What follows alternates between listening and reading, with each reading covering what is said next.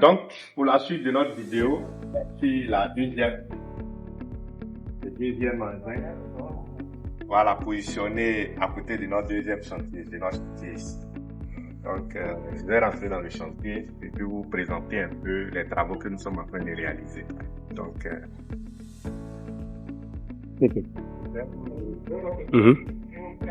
Donc, je vous présente le chantier que nous on appelle ici chantier immobilier A2. Immobilier, nous avons deux chantiers. Donc, ça, c'est l'un des chantiers immobiliers A2.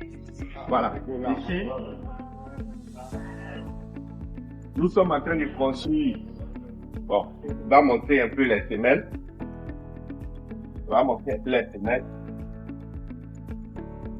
Voilà. Ici aussi. Alors, peut-être que dans la vidéo, vous ne voyez pas, mais c'est des semelles de 2 mètres sur 2.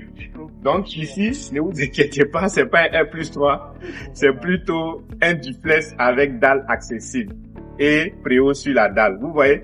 Voilà. Donc je vais vous mettre l'image du projet pour que vous ayez une idée. Alors, ce que je vais expliquer, quand vous demandez qu'on construise un duplex pour vous, il y a plusieurs caractéristiques. Il y a des duplex avec toiture simple, il y a des duplex avec toiture en dalle non accessible. Il y a des duplex aussi avec toiture en dalle accessible avec préau. Dès qu'on parle de préau, on parle de charge d'exploitation. Vous voyez un peu. C'est-à-dire la charge d'exploitation ici, c'est que vous pouvez recevoir du monde. Vous pouvez recevoir 50 personnes sur votre dalle. Ça fait une charge en plus que le bâtiment doit pouvoir gérer. Donc, nos poteaux, nos différentes poutres doivent pouvoir transmettre au sol. Pour ça, il faut prendre des précautions. Voilà pourquoi, sur ce projet-là, pour ceux qui s'y connaissent, ils verront tout de suite ici, nous prenons beaucoup de précautions quant à la dimension des éléments qui sont dans le sol. Vous comprenez? Donc, ici aussi, nous avons rencontré une difficulté particulière qui est vraiment, qui est peu connue de tous ceux qui veulent construire. Mais généralement, ils font appel à des amateurs qui s'y connaissent pas. Alors, la difficulté ici, c'est quoi? Nous avons des terrains de plus en plus petits. 100 mètres carrés, 150 mètres carrés, 200 mètres carrés, ainsi de suite. Donc, les gens ont tendance à construire sur la limite de leur terrain. On va montrer un peu ici. On va montrer là. Comme vous voyez, le voisin a construit sur la limite du terrain. Mais malheureusement pour lui, son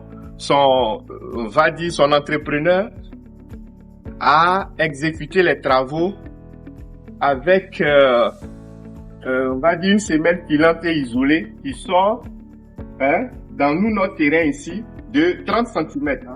C'est pas légal. C'est pas légal. Et ça ne se fait pas. Il aurait dû prendre ses précautions pour pouvoir remédier à ce problème-là.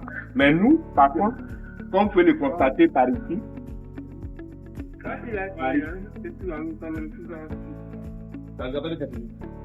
on va venir par ici, beaucoup plus par ici. Nous, de part et d'autre, nous avons construit sur les limites du terrain. Et c'est par le garage qu'on a accès à la cour arrière et par la cuisine. Donc voici les deux possibilités pour avoir accès à la cour arrière. Mais ici, par le côté gauche, c'est le même problème que nous rencontrons là-bas. Mais nous avons plutôt des précautions avec une longue grille de redressement, telle qui est ici. Je vais prendre le poids pour vous l'indiquer. C'est qui est là. Comme le voisin est là, on ne sait jamais ce qu'il va construire plus tard. Voilà. Donc on ne pouvait pas déborder avec nos longues grilles après cette limite-là. Vous voyez cette limite-là. On ne pouvait pas aller au-delà de cette limite-là. Donc nous sommes limités à là. Mais pour pouvoir compenser le poids du bâtiment sur ce côté-là, nous avons relié les deux semelles par une longue grille de redressement. C'est ce que nous sommes en train de faire de l'autre côté. Après ça, on va pouvoir maintenant faire le remblai. Après avoir coulé les grilles, on va pouvoir faire des remblais et puis terminer notre fondation. Voilà.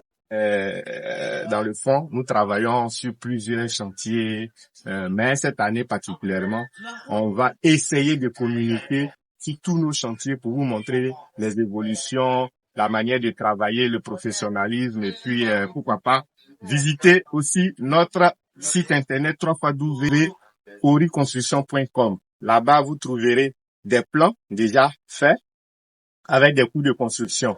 Il y a aussi un bonus, vous pouvez utiliser notre moteur de recherche avancé qui est sur la page d'accueil.